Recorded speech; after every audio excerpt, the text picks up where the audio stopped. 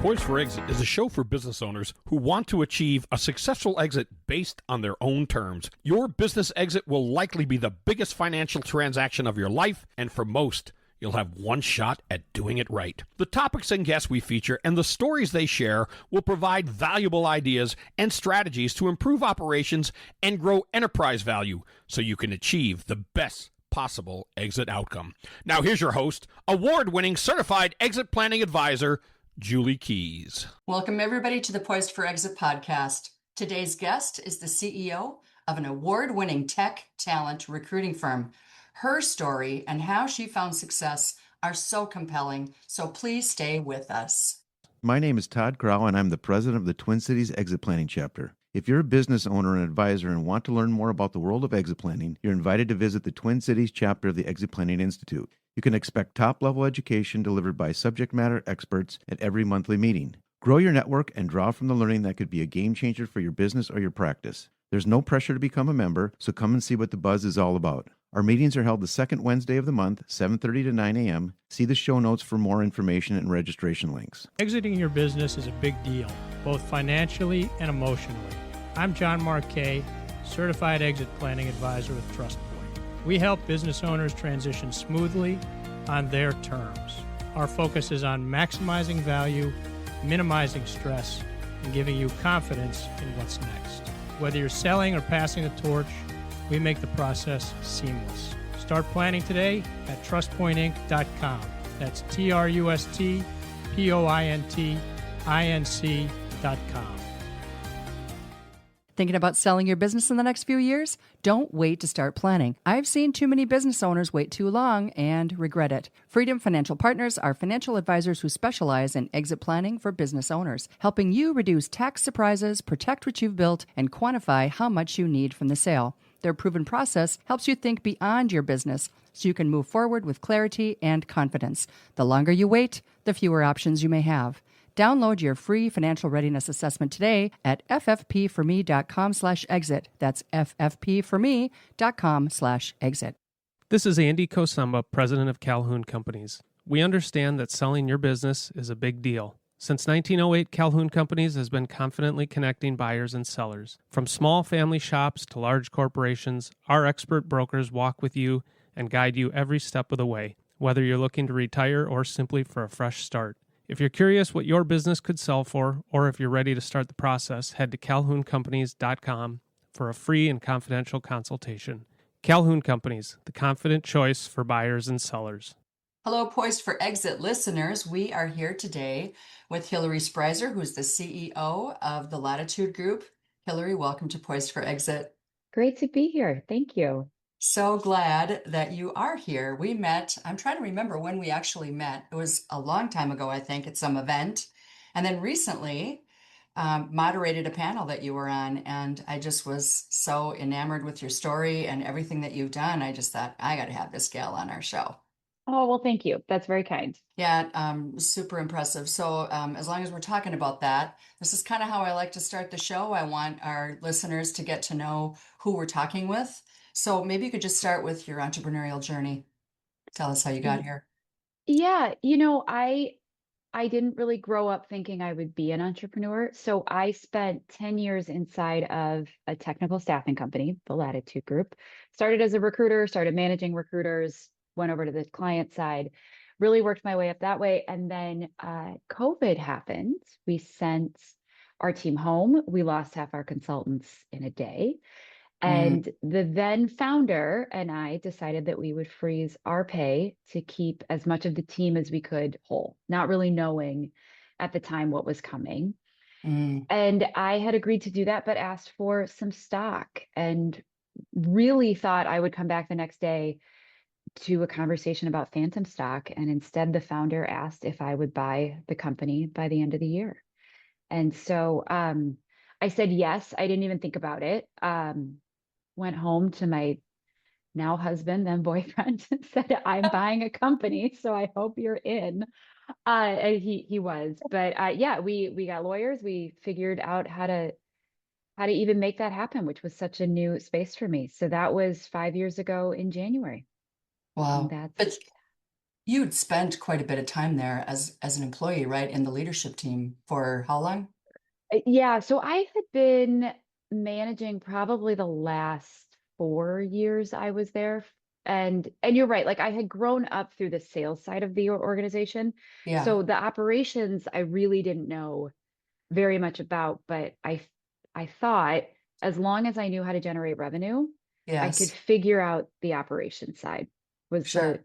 the profound logic I went into this with. And thankfully it worked. Yeah, no kidding. Yeah, well, I mean, having all that background and being, in the company and knowing everyone already, that had to be a great foundational structure for you as the new owner, right? It was incredibly helpful. I had already faced all of our external clients, everyone internal reported to me. Mm, Yeah, all of the change management piece of it was really more between myself and the founder versus sure. our clients, our internal team. It was really seamless from that perspective. Mm. And so did you make any, like when you took over, when you were at the helm, did you make any immediate changes? I changed the website and I changed the logo, really because I wanted to feel like it was mine. Sure. But in the beginning, I really didn't. And keep in mind, this was also I didn't know it when I agreed to buy the company, but it was the largest tech hiring boom in the US at that time since the what became the dot-com bubble. So we had so much work to do Yeah. that it was really just about surviving that versus Sure. thinking long term about the strategy and the vision of the company. So Of really for course. the first couple of years, I was surviving the company versus really Yeah. leading it. Yeah. You were Mhm. more in the day to day at the time, which maybe Yes. not so much now. But of course, during those times, so many people working from home, lots of transition in terms of how business was done, right? So, and you, Yeah. of course, were in the middle of all of that. And then you recently won a Fast 50 award from the Business Journal. Congratulations. Thank you. So how did you guys earn that? So a little over 2 years ago, what occurred to me, we had grown pretty significantly from when I bought the company, but we kind of tapped out. And this is the biggest company I've ever been in and my second out of college. So what occurred to me was either this was going to be a lifestyle business and this was the size it was going to be, and my job would be to probably turn over my team pretty regularly because you hire smart, upward moving people, they're going to keep moving. Hmm. Or I needed to bring in people that had been in a bigger sandbox, been in bigger companies, could help me scale it and teach me as I was leading. Chose that path, brought in a COO, ended up bringing in a chief sort of people officer, marketing person, and really worked to put a foundation in place that could handle scaling business. And it was new for the organization. Structurally, it was new for the team. And last year we grew 40%. And the year before that had seen pretty significant growth. And Wow. I don't know that the business coming in was a direct reflection of the operational work we had done, but we could not have sustained that growth and kept going without those operational changes. So we really Yeah. had sort of gotten to this level as an organization where I had to figure out what my lane was, and the lane couldn't be everything. I couldn't sit in every seat of the organization and No. had to really understand where are my gaps, how do I bring people in that know more than I do, so that as an organization, we are this innovative and resilient structure. And that Hmm. really led to that growth that then led us to Fast 50. Fabulous. Really, really smart choices. And, we can't know everything, right, as business owners and leaders. So, but surrounding ourselves with people who do know what we don't know is really the way to make it work. So, are you using a specific system like Strategic Coach or EOS or something like that? We are EOS light, I would Uh-huh. say. Uh-huh. We use a lot of the tools. We structure out like our core values are very important to me. Having data-driven decision making is very important. We do L10s, things like that. I Uh-huh. wouldn't say that we're 100% true to it, Hmm. which is but I think the question you're getting at, I think having some sort of system or structure in place is really important. One, Yes. because unless your business is to create them, like that is not my specialty. Hmm. But if you can take even a simple structure, and what I like about EOS is that it's very simple and very logical. It holds everybody accountable, myself included, in a Hmm. way that's really helpful. So then you can actually measure progress. You can stay on track. I'm still a salesperson, so I like really shiny things that take my attention. And that's fine when you are small, but as you get bigger, you really can't do that. And so those No, structures help. right. Yeah, and there's many of them out there that are super effective. And I always said, I've been a business consultant for a long time. And I just say, if you have something that you use that works, then good. You Hmm. have to have something, right? You can't Yes, just shoot from the hip and get in the car and drive around and hope you arrive at your target because you don't even know what it is, right? exactly. And what I have found is that even if you achieve the first goal, there's another one in front of you. Yeah, And so you're never right. really done. Yeah. Yeah. Yeah, yeah, for sure. It's a journey. So let's talk about your target audience. And I'd like to have you share too with our listeners, not just the target audience, but like what kinds of services, how do you partner with them? Yeah. So we're mid-market, which Hmm. gets a little tough to narrow down in tech because it depends on if technology drives your revenue or supports it. But we do our best work when we understand the business thing that we are solving for and Sure. can work back a custom employment solution from there. So Mm. we work with very recognizable Midwest bank in the Twin Cities, Mhm. and they needed to really revamp their governance so that way they were prepared to acquire different businesses. And from a technology perspective, that means understanding what tools you have. That means assessing where your risk is, if you've got vendors who's coming in, things like that. So for them, we built a team of Mm. consultants that are we aren't responsible necessarily for the deliverable that lives with the end client. But in this case, we were able to build an entire team, manage that team so that if something happens, if people roll off, which is rare, but you still want to build up contingency plans, we're owning that entire solution. Mm. For another client that is in the healthcare space, they wanted an application that would help ER doctors set or nurses send records to different clinics and assess whether or not a clinic was a good fit for a patient. That used to be done manually through fax machines, which is wild to me, but still Yeah. exists. They Yeah. wanted a tool that would ingest that data, read it, and then output a report through some machine learning and automation technology that would give a nurse on the other side the ability to just high level read it and not have Mm. to dig through notes. And it cut the time in half by like I think 130% and increased the success rate of people going to the right clinics after they were in the ER by like 80+%. So in both of those cases, we have a combination of contractors for the banking company. We've got a mix of contract and contract to hire for the healthcare company. And then we also have a client that's local in town that does a lot of work in ed tech for kids, and we do all of their direct hire work. And we almost ghost in as their staffing or partner for the recruiting Sure. side. So we intentionally use contract to hire, and direct hire, with Sure. the idea being that depending on what we're solving for, the style of Hmm. employment is probably going to be different.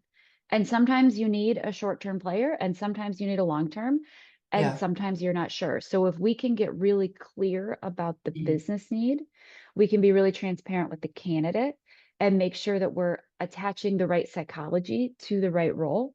So it's not just the hard skills. Yeah, well, definitely. It's funny that you say that because so many times you have, people that specialize in technology are really more left-brained and if they're able to be left and right-brained, then they can be placed in different areas and things like that. I was going to just ask you if you guys got involved in any of the onboarding or integration, especially when these companies are coming together, because that could be really messy, especially on the technology side if it doesn't integrate in two different systems, two different groups of people, right? Yeah. And what's probably pretty logical is that the technology is going to do whatever you build it to do Sure. it. So really the people around it are almost more important. And one of Oh, the yeah. reasons we prefer the mid-market is we can ask questions around your interview style, around the business teams that people are working with and the personalities, and really understanding who's going to fit inside of this team that helps you move the needle. Yeah. And then on our side, we have an entire arm of the company that is dedicated to consultant care. So you're never really done with us. Once you get placed, you have resources throughout the entire process so that we're able to assess, does the candidate feel successful? Does the client feel like the candidate is successful? And is everybody working in a way where they feel like they're getting what they want out of it? 98% of the time, because that's our retention rate, it works and it's great. Wow. But for those 2% that it doesn't, being able to have those conversations on both sides builds a lot of trust and helps everybody stay really aligned, as opposed to leaving without notice or getting let go without notice. Usually there's a communication breakdown in there, and we've been able to get in front of it most of the time. Wow, 98% retention. That's crazy. Yeah. Obviously, you spend a lot of time really searching for that right fit candidate when it comes to tech support and tech, expertise. It probably runs the gamut, especially with AI. It's AI has been an incredible shift in our market, albeit a very murky one in how it's defined. Sure. But we recruit and we approach our clients this way too, with this person first, job second philosophy. We Yes. never start with the job on either side. Who are you? What's important to you? What does success look like for you? And Mm-hmm. then if we have something that can help move the needle, great. If not, and this happens on both sides, most of the candidates we talk to, we won't place right away, because we aren't reaching out specifically for the position. Even for our clients, sometimes we're not the best fit, and that's okay, but we usually know somebody that is. So Sure. it's about this idea that we are constantly trying to move the people we work with forward. If that happens to be with us, great. If not, we'll do it because it's the right thing to do. And most of the time, the people that we help will come back to us when it makes sense. And then everybody's better aligned in how we deliver. Yeah. So, let's talk about AI. I'm sure that you're using it in your operations in different ways, wondering if you have, you know, taken the leap of creating your own, customizing your own, and then how you utilize it, outside externally with your Yeah. technicians. So I'll start with internally. Internally, we use a lot of tools that help speed up our existing process. Sure. And whenever I talk to external clients about AI, the question really is like, what are we solving for? And Yes. how does this enhance your business or generate revenue? So you're either supporting revenue generation or it is creating revenue. And Mm-hmm. when you bucket it that way, it helps get away from the idea that it's shiny and new and helps put it into a business case. So for us, it helps us with everything from transcriptions to getting notes into our applicant tracking system faster and decreasing clicks for my team. I want people to spend as much time as they can with candidates and clients, understanding them. So everything else we try to automate around that. Sure. Externally, we have clients that are building their own AI solutions from the ground up. So we are learning that to place those people. So how do we evaluate that skill set? How do we reach out to people that do it so that they can help us evaluate that skill set? For most of our clients, because they are mid-market, we are suggesting that they customize off of something that's already been built versus Mhm. building something from the ground up, Yeah. because the cost is so high that Mm. unless your business is AI and that is your revenue generator, in which case you do need to invest to stay cutting edge, it is not usually economically sound to do it from the ground up versus customizing from a tool that already exists. And the customization process is so user friendly that the overhead to bring people in to do that can usually be done with contract labor versus direct hire. So your cost up front is a little bit higher, but the consultants that we put in so far, the goal of their role is to train the team so that you've got a sunk cost, but then you've got a residual knowledge bank in-house. Yeah. Mhm. Yeah, well, for the clients that I have worked with, what we've recommended and with a team that I have worked with to create, applications, and probably for smaller companies than what you work with, but not too much smaller, is to start with a blueprint, right? And this patchwork, seems to be the put a Band-Aid on it, or let's try this, or let's try that. But there's really no rhyme or reason for it. It's just like I'm using AI and I can say that I do.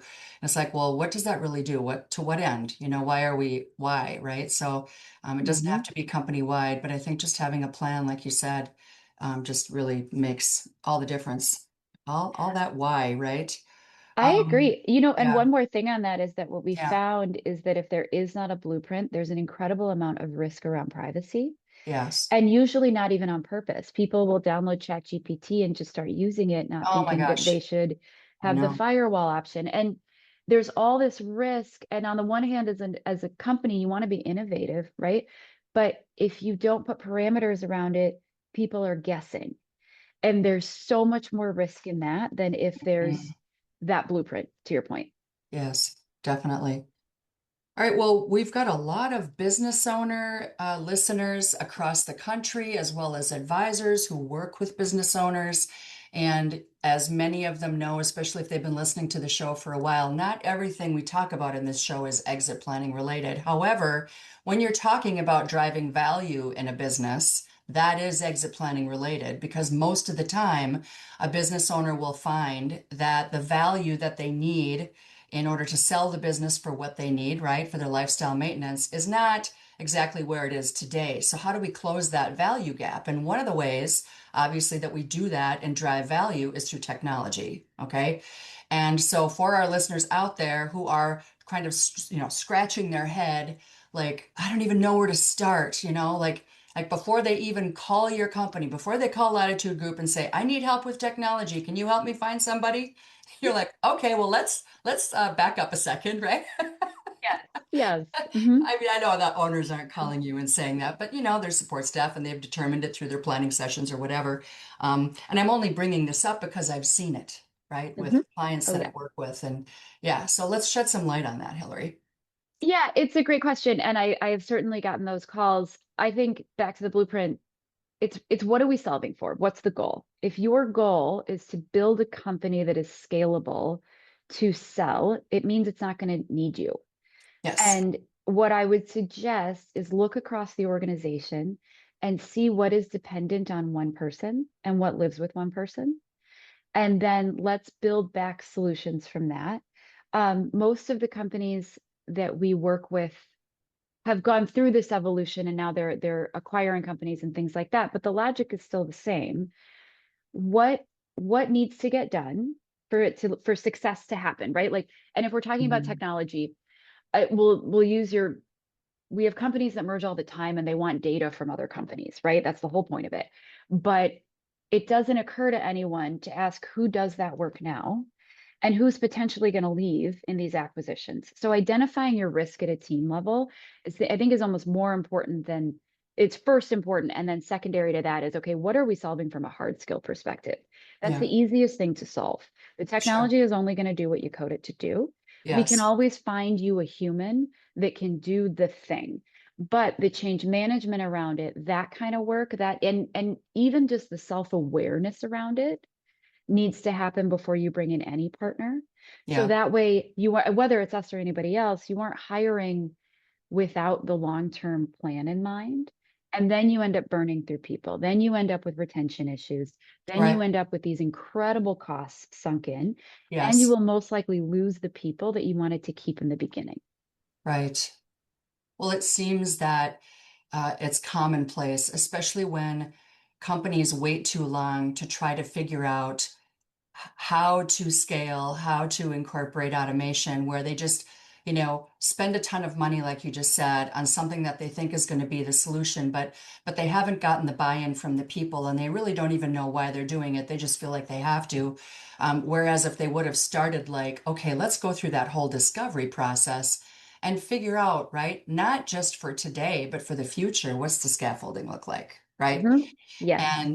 But they don't want to take the time to do that because they wanted it yesterday. And so just taking a step back could save a lot of time, a lot of money, a lot of headache, right? Absolutely. Yeah. Yes. Yes. And I am yet to see, I've been doing this for 20 years. I am yet to see an organization that slows down enough to think beyond the immediate fire, Yes. not be more successful.